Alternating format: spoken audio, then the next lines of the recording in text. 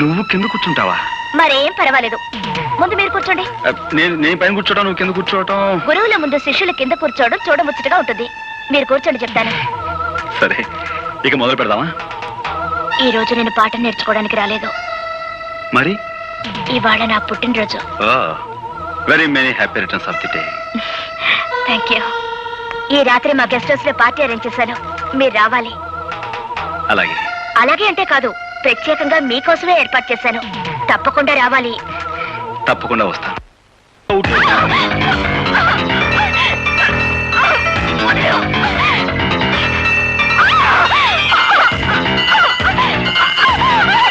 కోపి వచ్చిన తర్వాత నటించమంటే ఇప్పుడే నా వెంట పడతావేంటి? వదిలేవు.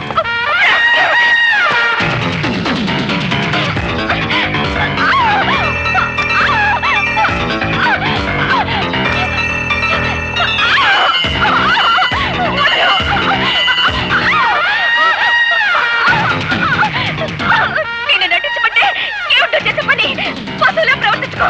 వదిలేవు.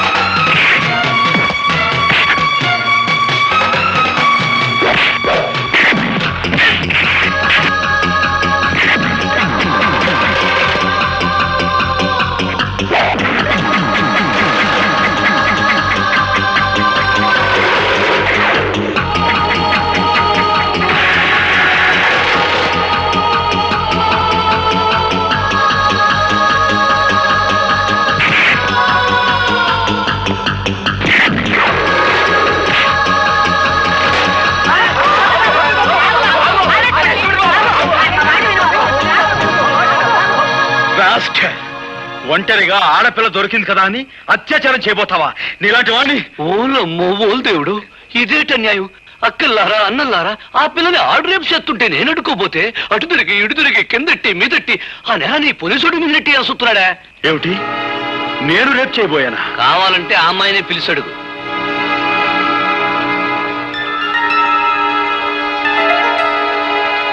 రాధా, ఏమిటి ఆలోచిస్తున్నావు? జరిగింది ఏమిటో చెప్పు.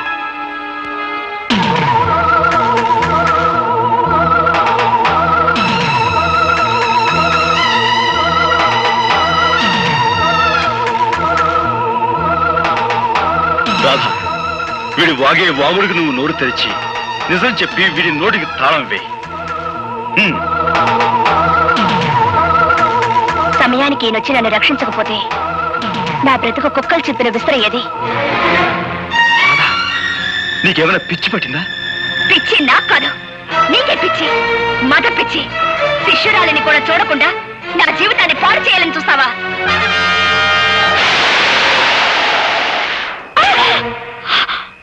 పెళ్ళీడు వచ్చిన ఆడపిల్ల మీద నువ్వు చేసుకోవడం తప్పు.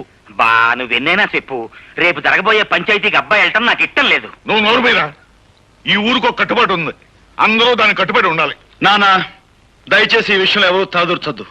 అది మనిషి కాదు, రాక్షసి. అందుకే కొట్టాను. ఎందుకు నువ్వు అనేదేమిట్రా? పంచాయతీకి వచ్చి నేను క్షమాపణ చెప్పాల్సిన అవసరం నాకు లేదు అంటాను. సరే, నువ్వు వెళ్ళకపోతే నీ బదులు నేను వెళ్ళి పంచాయతీ ముందు నిలబడతాను రా. అమాయకమైన ఈ కేమె ప్రజానీకానికి ఈ ఆముదాలాశ్రయ దండాలు దండాలు. ఇంత ఘోరంగా దారుణంగా జరిగిపోన సంఘటన మొత్తం ప్రజానీకానికంతా తెలుసు. కానీ నా మీద లేనిపోని నేరాలు మోపాలని పెద్ద డ్రామా యాక్టింగ్ చేసేస్తున్నాడు ఈ హార్మోనియం పెట్టిగాడు. జరిగిన ఈ సండాలపు విషయాన్ని పోలీస్ కేసుగా నమోదు చేసేసి ఈ డుక్కు నయాల్ని ఏ కీలు కా కీలు, ఏ జాయింట్ కా జాయింట్ తీసేయగలం.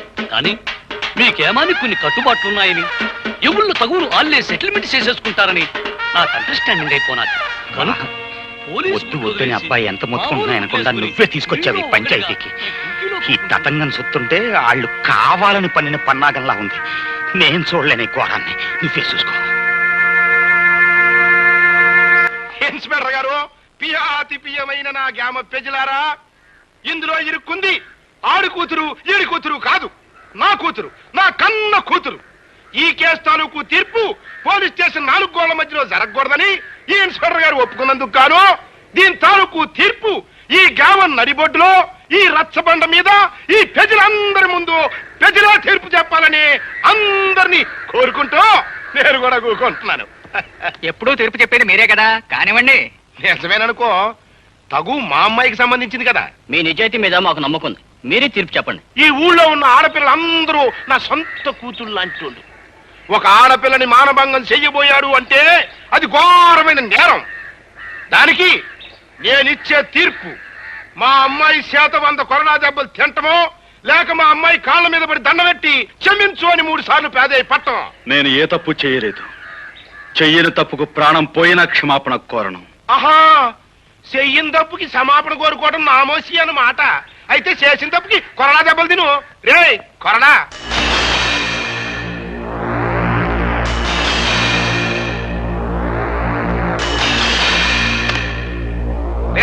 అది కట్టేట్రా.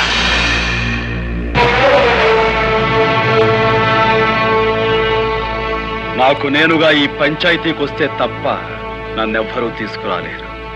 నాకు నేనుగా దెబ్బలు తింటే తప్ప నన్ను కట్టి కొట్టే మొనగాడు ఈ చుట్టుపక్కల లేడు.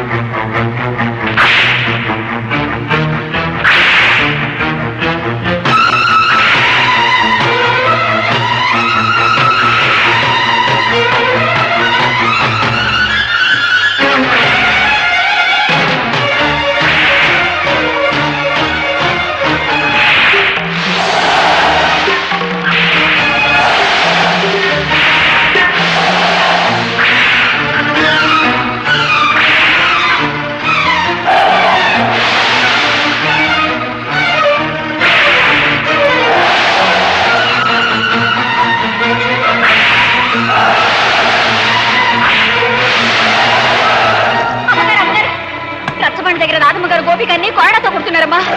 తొందరగా కదా.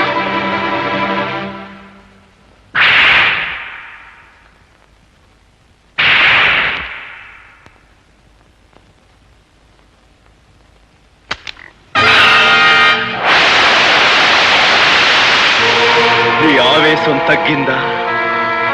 నీ పగ చల్లారిందా? అన్యాయంగా నన్ను 100 కొరడా దెబ్బలు కొట్టి నలుగురిలో నువ్వు అవమానించిన నీకు 100 ఏళ్లకు సరిపడే శిక్ష వేస్తాను.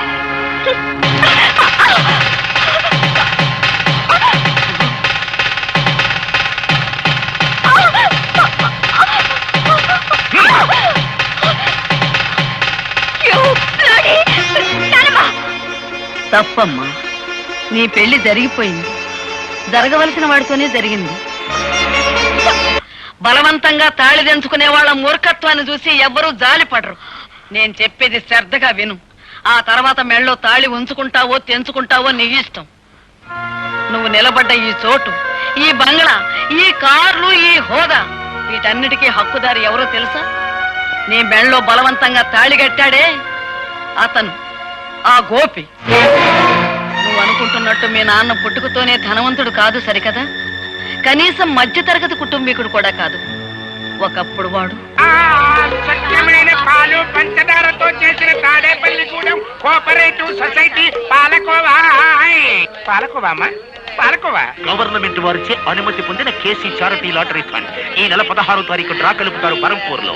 ఏ ఊరు వారైనా, ఏ పల్లె వారైనా, ఏ జిల్లా వారైనా, ఏ రాష్ట్రం వారైనా తమ పేరుతో గానీ, తమ పాపాయిల పేరుతో గానీ, ఇష్టదైవం పేరుతో గానీ, కట్టుకున్న దాని పేరుతో గానీ, ఉంచుకున్న దాని పేరుతో గానీ ₹1 పెట్టి ఒక్క టికెట్ కొనండి సార్. ₹1 10 లక్షలు పొందండి సార్. త్వరగా కలిపి బా.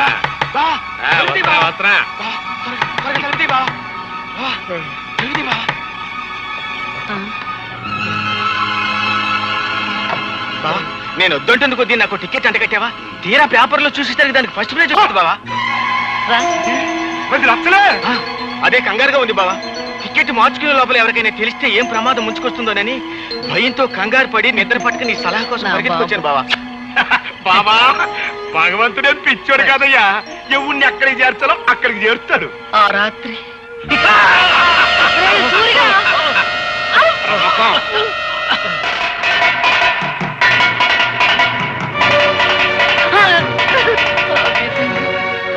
నా కూతురు బిడ్డను నిర్దాక్షిణ్యంగా విధికి వదిలేయాల్సి వచ్చింది. ఆ లాటరీ టికెట్ మార్చుకుని మీ నాన్న లక్షాధికారి అయ్యాడు. ఇదిగో బాబు. ఇది ఉంచండమ్మా. ఎందుకు బాబు? మళ్ళీ నా చేతికి డబ్బందిన తర్వాత విడిపించి తీసుకెళ్తానమ్మా. తాకట్ట? అదేమిటి బాబు? లేదమ్మా, నా తృప్తి కోసం. వస్తానమ్మా. మంచిది బాబు.